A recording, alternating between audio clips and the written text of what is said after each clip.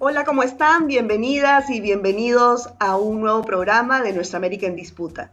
Mi nombre es Verónica Insausti y como todos los jueves, pues les traemos un programa de entrevistas de interés de economía política a través del Facebook Live de Telesur y Nuestra América TV.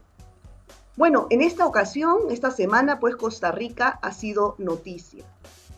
Gracias a las protestas de la población, de la gran mayoría de la población, que salió de una manera escalonada, espontánea y finalmente pues se articularon todas las organizaciones sociales conforme pasaban los días y lograron frenar este, préstamo que se estaba negociando entre el gobierno de Carlos Alvarado y el FMI, pero ha sido simplemente suspendido. El presidente de Costa Rica ha convocado a una mesa de diálogo multisectorial con las diferentes organizaciones sociales y políticas. Sin embargo, esto no ha sido suficiente para que los costarricenses sigan en las calles protestando contra intento de convenio entre el FMI y el gobierno. Y es que ustedes saben que en Costa Rica desde hace 30 años no ha logrado ingresar el FMI, pese a que sí se han dado pues unas medidas estructurales en el ámbito de la política económica, imponiendo el sistema neoliberal como en tantos otros países de la región. Sin embargo, el FMI no ha logrado entrar. Para conversar sobre este tema nos acompaña Jorge Coronado. Muchas gracias, Jorge, por acompañarnos. No, a Por estar usted. aquí. Él es integrante de la Comisión Nacional de Enlace y especialista en fiscalidad. Gracias, Jorge. Yo, para empezar, quería, por favor, que nos cuentes en qué contexto se da esta protesta de los costarricenses de una manera que empezó espontánea, escalonada, y finalmente logró que el gobierno retrocediera en este acuerdo con el FMI. Bueno, primero que todo, un saludo, Verónica, agradecer la oportunidad que nos das y bueno, que toda la gente en la región que está viendo esta entrevista pueda en estos minutos tener una mejor idea de lo que está pasando en mi país. Yo me atrevería a decir que lo que estamos viviendo es la respuesta, el enojo de la gente de más de 30 años de aplicación de medidas neoliberales que han venido golpeando el Estado social nuestro, que ha sido lo que ha garantizado una estructura democrática estable y además una inclusión social más equitativa. Eso se ha roto en estos últimos 30 años. Hoy somos el 9º país más desigual del planeta, fruto de estas políticas. Ya en el 2018 tuvimos un fuertísimo movimiento social contra una reforma fiscal regresiva que las élites lograron imponer. Y la pandemia, la gestión económica del gobierno sobre la pandemia ha estimulado la exclusión, la desigualdad y el abandono de los sectores más desposeídos, y principalmente le ha pasado el costo de la crisis a los sectores medios. Hoy entonces estos bloqueos donde la gente se está protestando es la expresión de todo eso y es lo que ha ayudado a que efectivamente el movimiento social y particularmente el movimiento sindical enarbole la consigna junto con toda la gente que está en la calle manifestándose de no al FMI.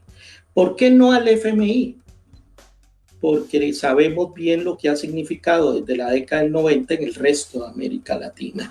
La pobreza, el desempleo, el desmantelar los estados, y hoy por algo América Latina vive las peores consecuencias de la pandemia. ¿Por qué? Porque se desmantelaron todos nuestros sistemas. Aquí lo que estamos es viendo que Costa Rica a pesar de esa imposición de medidas neoliberales, mantiene un Estado social con educación, salud pública, con políticas públicas universales, y la avenida o negociación del gobierno con el fondo nos hace ver que entra todo esto en peligro, el gran riesgo, y comete un error el gobierno, que es lo que lo marca.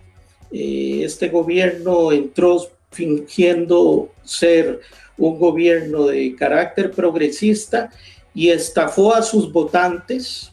Los estafó porque ha aplicado una política neoliberal de profundización del modelo y tuvo la osadía de plantearse una propuesta o plantearle al Fondo Monetario una propuesta negociadora sin que lo conversara con nadie del movimiento social ni de los sectores populares. Y bueno, ahí tenemos la prueba. Y esa propuesta era más impuestos, era reducción del gasto público, venta de activos estatales, y eso es muy grave, ¿verdad? Y esto es lo que saca esta respuesta, que no es que se ha abandonado el interés de las élites de negociar con el FMI. Lo que han dicho, vamos a abrir una mesa de diálogo donde no se sabe qué es claramente, pero vamos a en esa mesa de diálogo a negociar una nueva propuesta. El movimiento sindical y social sigue diciendo no al FMI.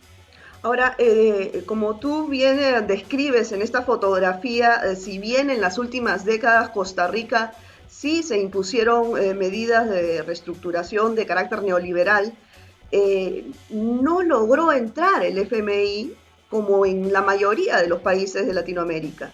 ¿Esto por qué se dio y por qué estaría entrando ahora? Sí, un dato histórico. En el año 83, el presidente Rodrigo Carazo expulsa a la delegación oficial del Fondo Monetario de Costa Rica porque le dice que no quiero que nos impongan esas medidas en el año 83. Eso implicó una crisis seriosísima porque se le cerraron todos los mercados internacionales al país y que duramos 15, casi 20 años en podernos recuperar de ese ahogamiento económico y financiero. Lo que pasa es que en estos 30 años se ha venido aplicando una receta neoliberal fondo monetarista sin el Fondo Monetario por parte de las élites. Y ahora la excusa de las élites es decir, la única salida es el fondo para arreglar el tema de la deuda. Pero de esos 1.750 millones que se quieren recibir de préstamo, todo es para resolver o enfrentar el tema de la deuda, pagar intereses, reestructurar la deuda. O sea que es más endeudamiento, simplemente, como decimos en Costa Rica, patear la bola hacia adelante, no resolver los problemas estructurales del país. ¿Qué implicancias para la ciudadanía tenía esta iniciativa desestimada, ¿no? Bueno, por el momento. ¿Cómo iba a afectar directamente a la ciudadanía? Claro, ya la reforma fiscal regresiva del 2018 ya acentuó la desigualdad, porque fueron impuestos regresivos, se metió el IVA que no existía en Costa Rica, lo pagan los sectores medios, ahora venían aumentos en bienes inmuebles a los sectores medios que tienen una casita, un impuesto del 300%, que es gigantesco. Ponerle un impuesto a todas las transacciones electrónicas. Si yo saco $1 de un cajero automático, me ponen un impuesto por sacar ese dólar. No era un impuesto a las grandes transacciones bancarias o especulativas. En ese sentido, y además una propuesta que hablaba de despido de trabajadores del sector público, aplicación de regla fiscal, venta de activos estatales. Y venimos diciendo desde el movimiento social, componentes técnicos, que el problema del déficit fiscal y de la deuda pública de Costa Rica no es el gasto público. El problema de estos dos aspectos es el gigantesco fraude fiscal en Costa Rica, que representa cerca de un 22% del Producto Interno Bruto. Estamos hablando de miles de millones de dólares que salen, y el exministro de Hacienda, incluso hace 2 meses, denunciaba que en Costa Rica el narcotráfico lava cerca de 4.000 millones de dólares anuales en actividades ilícitas. O sea, que estamos en manos de esta economía ilegal y en manos de una economía legal que hace un gigantesco fraude fiscal. Ahora, según lo que tú comentas en este momento, estos 1.750 millones de dólares que está ofreciendo el Banco Mundial, el Fondo Monetario Internacional a Costa Rica, ¿se podrían generar solamente cobrando los impuestos que se evaden en este momento o que se eluden en este momento en Costa Rica? Efectivamente, solo con que controláramos la evasión de 2 impuestos, IVA y renta, ¿no?, que representan ellos dos un 8% del Producto Interno Bruto, podríamos resolver el déficit fiscal, que es de 9 puntos en este momento. O sea que, pero resolver el fraude fiscal implica tocar a las élites. El comercio exterior, que es la gran ventana que anuncia Costa Rica como el gran ejemplo, que somos una economía abierta exportadora, todo el sector de comercio exterior nuestro está por evasión y elusión que hace vía falsa facturación y manipulación de precios de transferencia, representa un 5.50% del PIB. O sea que ahí tenemos tocar las élites. Este gobierno no las quiere tocar y las élites no quieren ceder absolutamente nada, y eso provoca la reacción popular y social. Vamos efectivamente o a un cambio de rumbo o vamos a un choque de fuerzas sociales de incalculables consecuencias, que yo no quiero pensar en ese escenario, pero es tal la cerrazón de las élites económicas y políticas que están llevando al país a una situación tan grave, con implicaciones sociales muy, muy graves.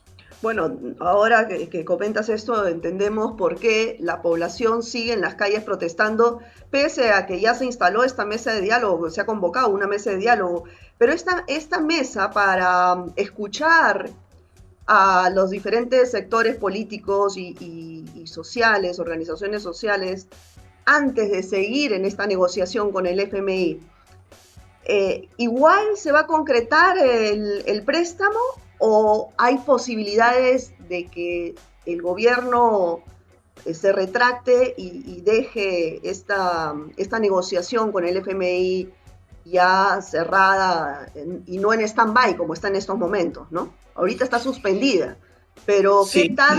¿Qué tanto esto va a avanzar o qué tanto sí se puede lograr que definitivamente se cierre esta negociación que además para el pueblo costarricense pues no tiene ningún sentido? Como bien tú dices, habría que empezar a cobrar impuestos y no hay necesidad de endeudarse con organismos internacionales, ¿no?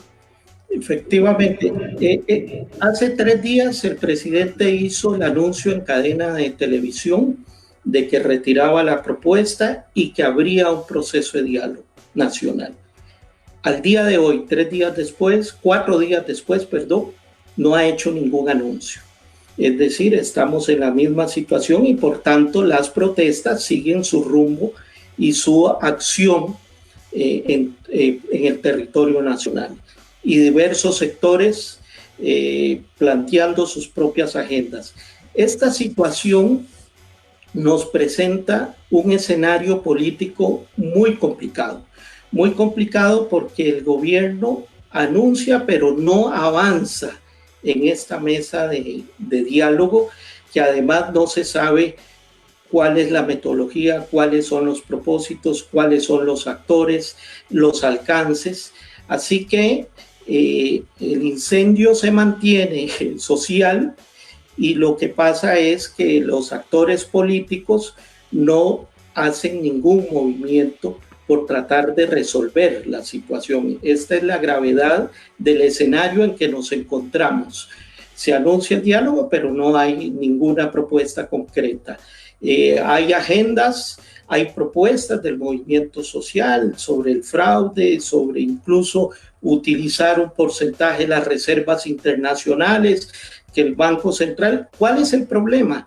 Que al frente del Banco Central, al frente del Ministerio de Hacienda, que son los organismos económicos, están funcionarios que vienen del Banco Mundial y del Fondo Monetario Internacional, con la misma receta estructurada del FMI, de que no hay que, es austeridad, es recortes, es reducción de salarios, ¿no? Y es venta de activos.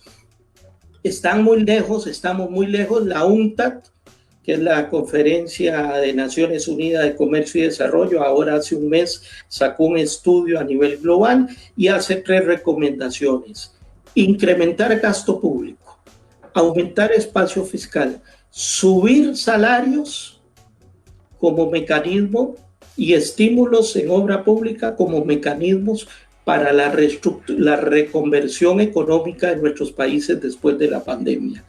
Pero el austericismo de estos técnicos y políticos vinculados al FMI quieren para América Latina que se vuelvan a repetir las consecuencias de la década de los 90 en nuestra región. Ahora, con la pandemia justamente, ¿no han cambiado las fórmulas de negociación del FMI con los países de la región? ¿O siguen tratando de imponer los mismos condicionamientos de antes de la pandemia? Porque estamos hablando de que es un nuevo escenario, ¿no? ¿No tendrían que cambiar sus posturas y no ser tan rígidos en sus condicionamientos? Bueno, tácticamente ahora nos anuncian discursos distintos. Tenemos reuniones con funcionarios del FMI que nos dicen que no hay problema si el gasto se incrementa, que no hay problema si crece el déficit fiscal, que no hay problema si la deuda crece un poco y que lo que hay que hacer es inyectar recursos. Eso nos dicen en las reuniones virtuales que se tienen. Pero en realidad, cuando venimos a ver, por ejemplo, en el caso de América Latina, las propuestas que están haciendo en medio de la pandemia de mayor acceso a fondos de fondo, la receta es la misma. O sea, que una cosa son los técnicos que hablan con las organizaciones de sociedad civil planteando que hay un nuevo escenario en el fondo, pero cuando viene la aplicación de las medidas, viene lo mismo. Y lo otro es que te están diciendo ahora ellos que ellos no están imponiendo, que son las propuestas de los gobiernos. Por ejemplo, en el caso de Costa Rica están diciendo, nosotros vamos a ver lo que el gobierno de Costa Rica nos proponga. Pero ya en el préstamo de hace mes y medio, que dio el fondo un préstamo rápido, ya venían recomendaciones de reducción de gasto, de contracción del gasto público, de explorar venta de activos. Entonces es un cambio más bien de estilo de lenguaje para hacer más potable al Fondo Monetario, porque si hay una entidad mundial que es cuestionada casi en forma unánime, es el Fondo Monetario y el Banco Mundial.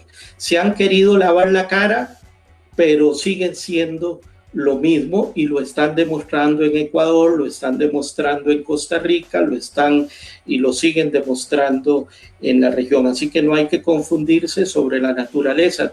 Termino diciendo sobre esta pregunta.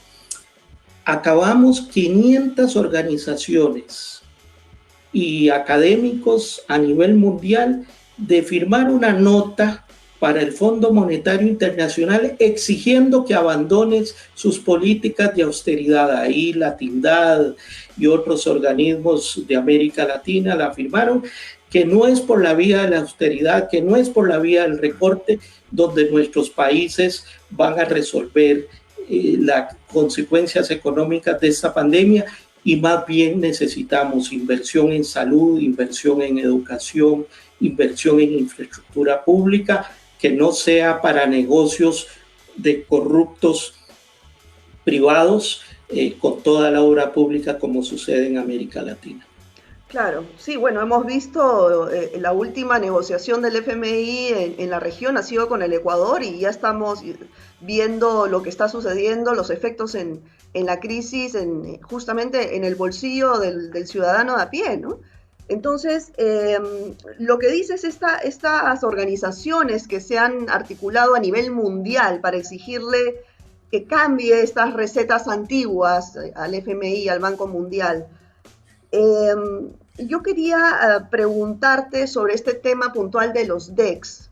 Para la gente que nos está viendo, los DECs son los derechos especiales de giro que emite el Fondo Monetario Internacional para los países que están con cierta crisis, en fin, y es prácticamente como dinero en efectivo que no contrae deuda. Esto lo propuso en este programa hace unas semanas Andrés Arauz, el candidato a la presidencia por el Ecuador, y se estaba negociando en ese entonces en el G8, en diferentes organismos multilaterales, para que el FMI, en vez de esas recetas fracasadas, por así decirlo, se emitan estos DECs, este dinero sin deuda.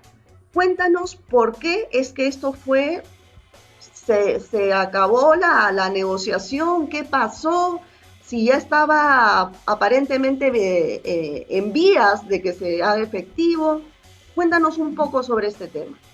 Sí, con Andrés Arauz, que nos contactó, y a diversas organizaciones, apoyamos esta iniciativa de múltiples sectores a nivel global, porque efectivamente los derechos especiales de giro, los DEC, no son deuda, es una reserva internacional creada desde el año 1969 para complementar las reservas oficiales de los países miembros del Fondo Monetario. ¿Cuál es el problema?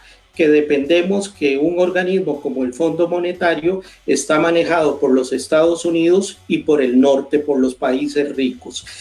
Y representaba la propuesta 218.000 millones de dólares para América Latina para que pudiéramos enfrentar las consecuencias económicas de la pandemia sin endeudarnos.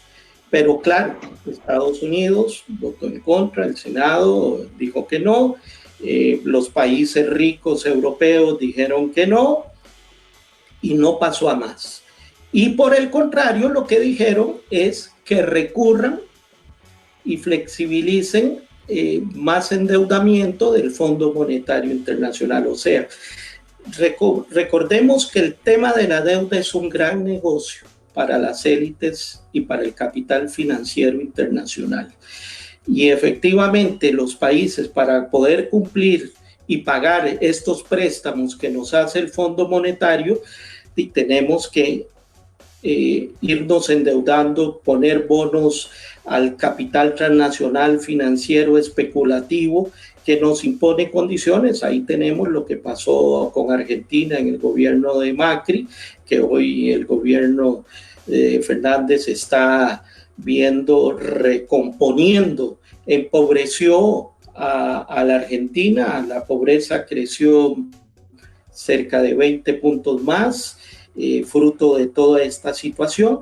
Así que es un gran negocio y por eso no quisieron dar los DECs, que eran una vía sana para encontrar el camino más soberano, además, porque responde a cada país, le toca de acuerdo al tamaño de su economía, y en ese sentido, efectivamente, podíamos tener muchas posibilidades.